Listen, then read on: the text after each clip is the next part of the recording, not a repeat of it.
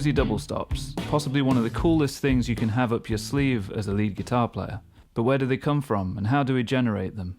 How do we get that authentic old school blues flavour in our playing? Well, in today's lesson, I'm going to answer all of those questions for you, and much more besides, as we take a deep dive into the world of bluesy double stops, or dyads as some people might call them. So grab your guitar, grab a coffee, make yourself comfortable, and join me for the next 20 minutes or so. As always, my lesson materials for this one will be available at the links in the description. Okay, so here's the scenario. We're playing a 12-bar blues in the key of A, so we need to first of all figure out what our 1, 4, 5 is. So very simply, A7 is 1, D7 is 4, E7 is 5. You know, the first, fourth and fifth note of your A major scale. Nice and easy way to find that. Now let's take a quick journey through the evolution of the various chord types you might expect to see here, from basic to advanced. A5, that could be a basic starting point. That's the root and the fifth, hence the name A5, A and E together. Next on from there might be to put the major third and the flat 7 in. Now you've got yourself an A7 chord. You could double that 7 up on here, and then you've got your Beatles voicing, as I call it. The next move on from there might be to add the 9. So now you've got yourself an A9 chord, which is an A dominant 7 with a 9 added also. You could play this the rootless T-Bone Walker style, playing it off the A string here, thinking of the major third of the A as your bass note, or you can always hook the thumb over and add the actual root, or bar the pinky to bring in the root on top. A few different options there. Now the next on from there would be to add the 13, so you could play A dominant 13. You could also include the 9 on top. So you've got kind of the evolution of your various typical blues chords there, from basic, power chord, to a dominant 7, to a dominant 9, to a dominant 13, or a 13 with a 9 on top as well. And of course you've got the same options for your D chord and the E chord. So a quick overview for the D chord here. There's your power chord, here's your dominant 7th, and here's your dominant 9, and here's your dominant 13. Just evolutions from the same starting point. And of course for your E7 you could simply move all of that D stuff up 2 frets. There's your E power chord, E7 here, but I also like to think of this E7 here with the C shape, just to keep everything nice and tidy within frets 5 to 7. It's quite a nice way of doing things. E9, E13. So a few different options there of the various chords we might choose to use, and I think it's essential that you understand that stuff in order to shed some light on what we're about to do next with these double stops.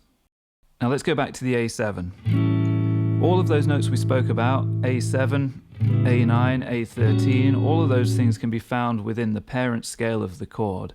In this case that's the Mixolydian scale, or as I call it, the dominant 7th scale.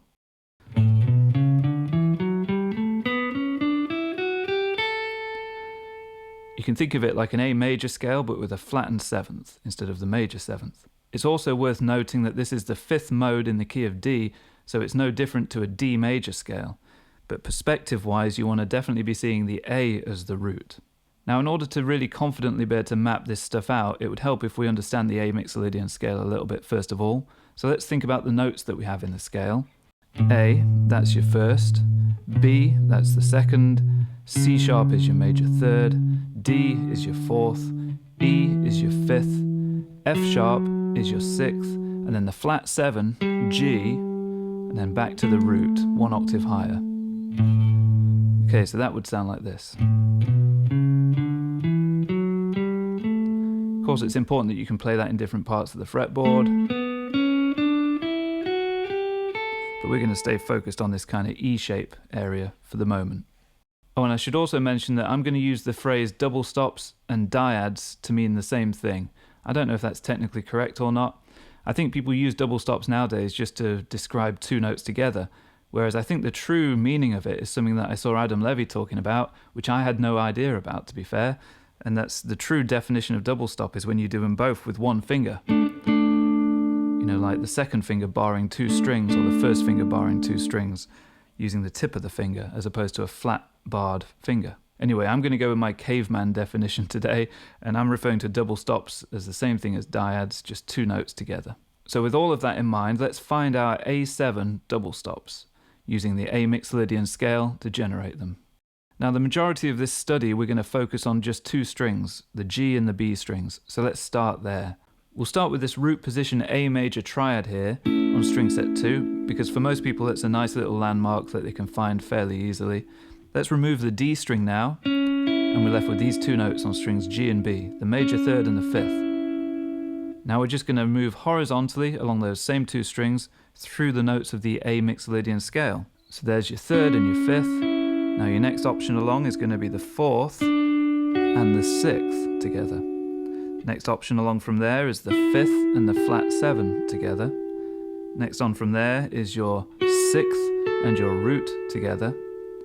Next on from there is the flat 7 and the 2, or the 9 if we're thinking of our dominant chords. Next on from there you've got your root and your third. And then next on from there you've got your 9 or your 2 and your 4 together. And then we end up one octave above where we started, back to the third and the fifth.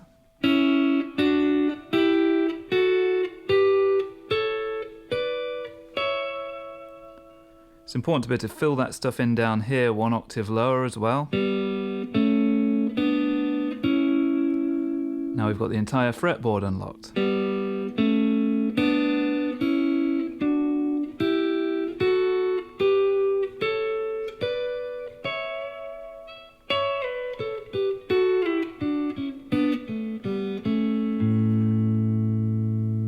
So that alone is something that's very important to spend time working on. And there's a lot of ways you can do it. You can simply practice running up and down it along with a metronome just to keep you nice and honest.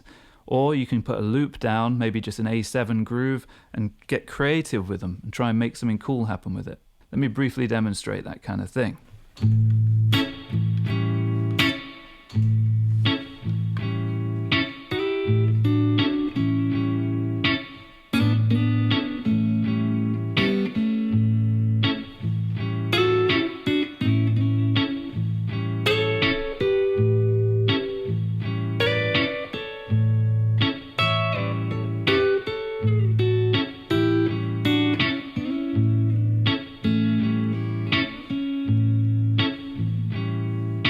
Sounds pretty nice even just on its own, right? Now if we want to add a little more spice to that, we can add some chromatic passing stuff in between a few of those shapes. Now I discovered this little life hack a while ago in order to easily understand where you can add the chromaticism, and all you've got to be able to do is recognize where you have pairs of the same shape being used. For example, let's take the 14th fret of the G and B strings and the 12th fret of the same two strings. You can add the double 13 in between. Just smearing this shape into this shape is how I see it. Now where else do we have pairs of the same shape? The next two parts of the scale, right? Again, you can add that chromatic passing one in between. Here it doesn't work because those are two unique little shapes. But here, it works again. And then we're back to where we started, right? One octave lower. So now we might have something like this.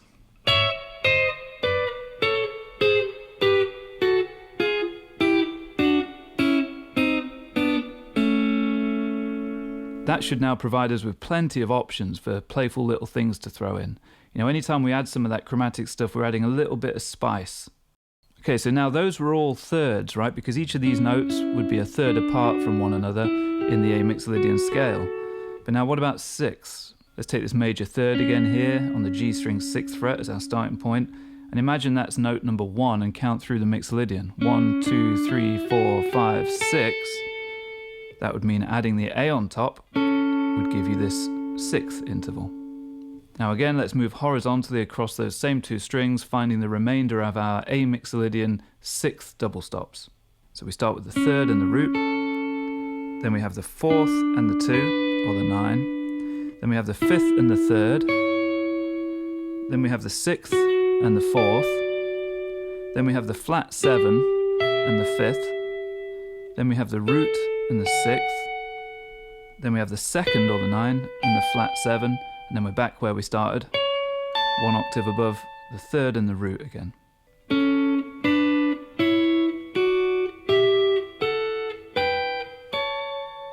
Now, because most of our study today focuses specifically on the top 3 strings, and for the majority of the time just the G and the B, we'll leave that there. But I would really strongly urge you to find these double stops on your other string sets too. And I will briefly mention some of that stuff later on when we get to the D chord portion of this study. Okay, so that covers the A7 chord. Now what about the D7? We need the D Mixolydian and its double stops, which of course is going to be all the same stuff but relative to the D root note. Now there's a couple of good ways to move things around to different key centers. You can either rely on your muscle memory and your pattern recognition to simply move everything to a new relative starting point, or you can try and do it on paper and figure out, okay, what notes do I need to find, what's in the D Mixolydian, what intervals am I looking for. Either way is good, but for the sake of brevity in this lesson here, so it doesn't become an hour long, let's just look at the caveman approach of moving everything that we had on the A7 and move it relative to a particular chord shape that we recognize. So here's A7, here's D7, here's your D Mixolydian in that position. Here's that D major triad. Again, chop off the D string, and you've got these double stops. Let's go up through the D Mixolydian. Of course, it's all the same shapes in the same order from the A Mixolydian. It's just we're starting much higher up on the fretboard, so we run out of room. So what I'd recommend here is learn it south of this starting point as well. Again, it's all the same shapes in the same order. It's important that you can visualize the fretboard as a cyclical pattern. You know, you go off one end and you come back up the other end, and vice versa. Now again, let's add chromaticism between the matching pairs.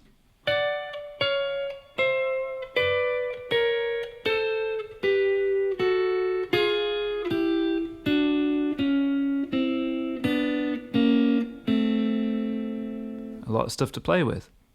Now let's move all of that to the E Mixolydian, so we have stuff that we can use over the E7 chord. Simply move everything up 2 frets, right? So there's the beginning, taken from this triad again, just to be thorough. E Mixolydian scale in that position, surrounding this E7 chord shape. E major triad, remove the D string. Now let's go south straight away because we don't have much room to climb.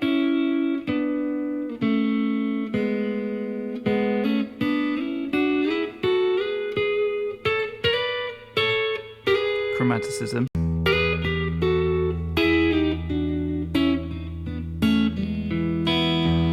Loads of cool stuff to play around with.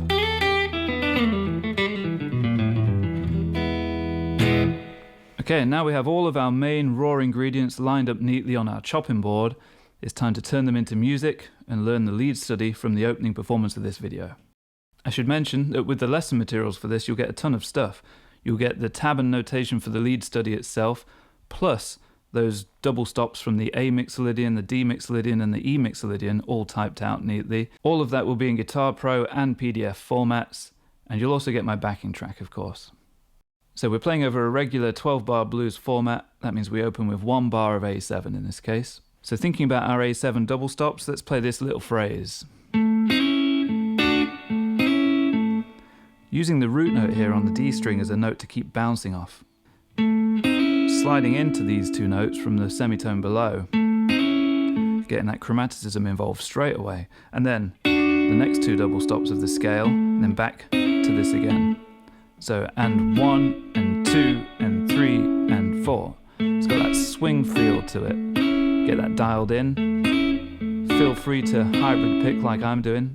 Plectrum on the D string. And then 2nd and 3rd fingers picking strings G and B.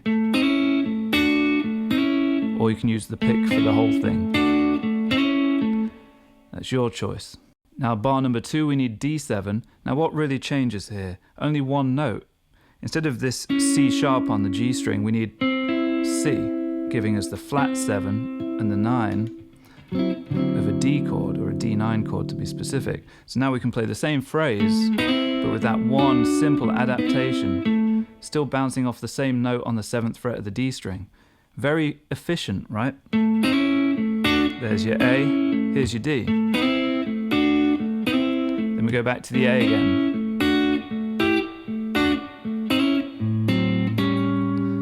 And explore a little further along our A Mixolydian double stops. Here we're going to the next shape along. You know, this would be your 5th and your flat 7. And then go back. And then go to the next string set and play these 2 double stops. Slightly different thing. which I'll do a video on at some point later on down the line, this is your flat 7 and your third of the A7, tritone interval. And again, we just got that simple little chromatic passing note before it.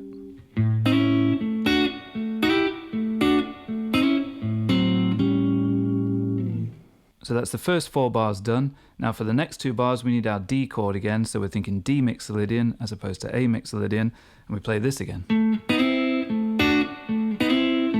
Then we could simply play the same thing again, but we're going to choose to do a bit of variation. Using the A blues scale. So on your G string there you've got the flat 5, then the 4, then the flat 3, thinking of the A minor blues scale. Also blending that idea into the D Mixolydian double stops, and it's back and forth on strings D and A. Roll the finger, get that nice separation between the notes. Then we're back to the A7 again for a couple of bars, so we need to be thinking A Mixolydian.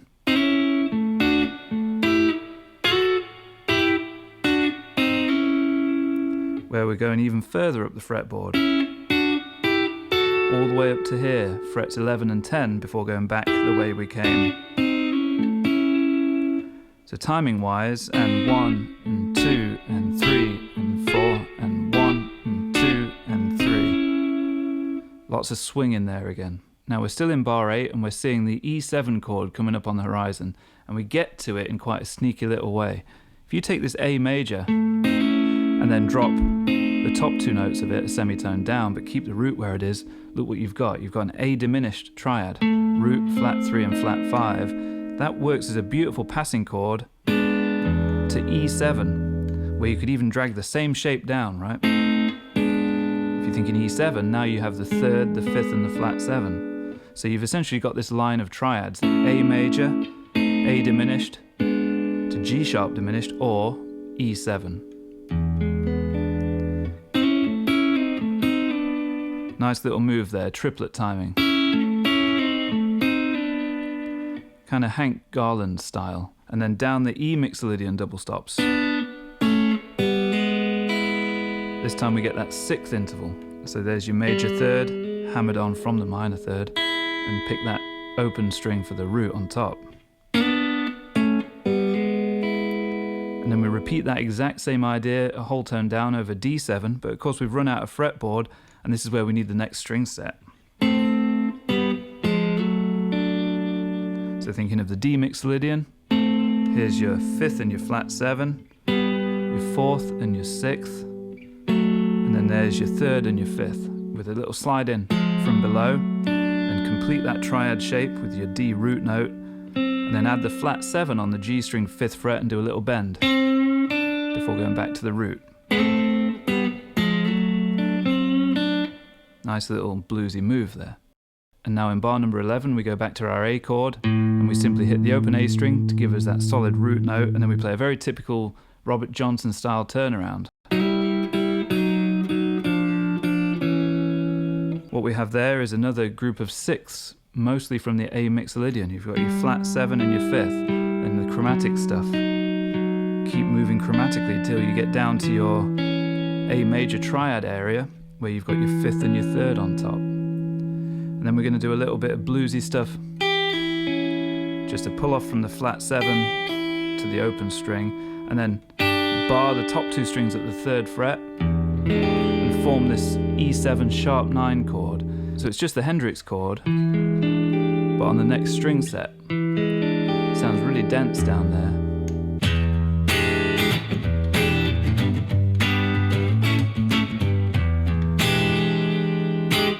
And that's the end of the turnaround. Now we just need to resolve that turnaround to finish back on the A chord, or the A7 to be specific. And we do this little country thing.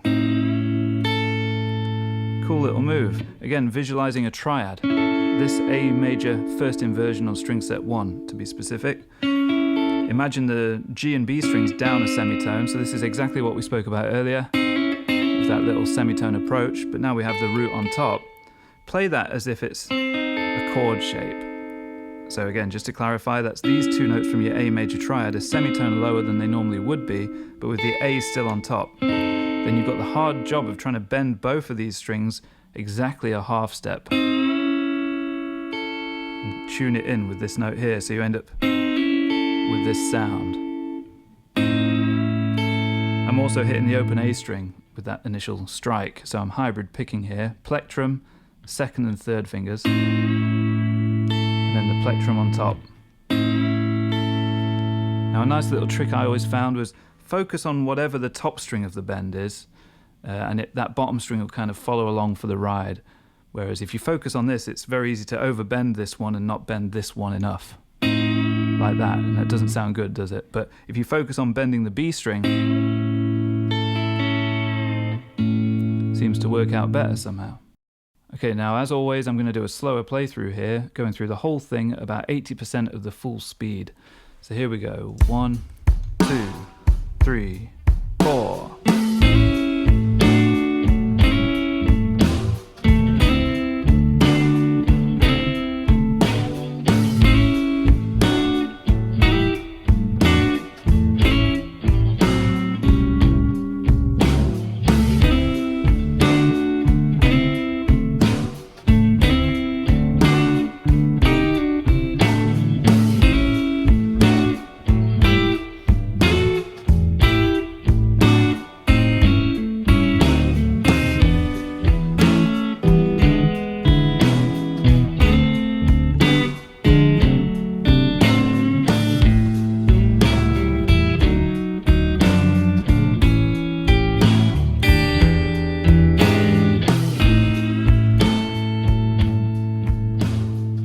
So these things are just so usable. You know, you can use them in any style. We're talking about the blues here, but these things are equally common in soul and R&B. I mean, listen to Steve Cropper, Curtis Mayfield, players of that ilk, and they're throwing these things in constantly between their chord parts. You know, I find that these little double stops are often the missing little piece of the puzzle for many players. They can really advance your rhythm playing as well as your lead playing. So yeah, do get them under the fingers, get confident using them in any key, at any part of the fretboard, and on any string set. And do your own thing with them. That's where the fun is. Okay, so before we finish this video, let's do our usual bit of tone talk. This is my 56 custom shop Strat with the stock pickups. I was on the neck pickup the whole time, and these strings are DR blues strings in 10 to 46 gauge. The plectrum is my usual weapon of choice, the Dunlop H3. I'm running this into the Vemuram Shanks overdrive, which is like a Noble's ODR1 type of pedal. That's going into my 69 Fender Deluxe reverb, where I've got the volume on 4, the treble and bass on 4, and the reverb at about 3. And I'm recording that through the aux box, and then that goes into Logic Pro, where I do just a little bit of mixing to make it sit nicely with the backing track, and that's about it. Pretty simple. Okay guys, so thanks for watching. I really do appreciate you spending some time here on my channel. Please do make sure that you subscribed if you're not already, because that stuff makes a massive difference to the future of this channel. Oh, and do hit the like button and leave a comment as well. Let me know what you thought of the lesson, and if you have any ideas for future lessons in this sort of style. Oh, most importantly, do enjoy your guitar playing. Get your looper plugged in and have a bit of fun with these double stops. And I'll see you next time for something completely different. Take care.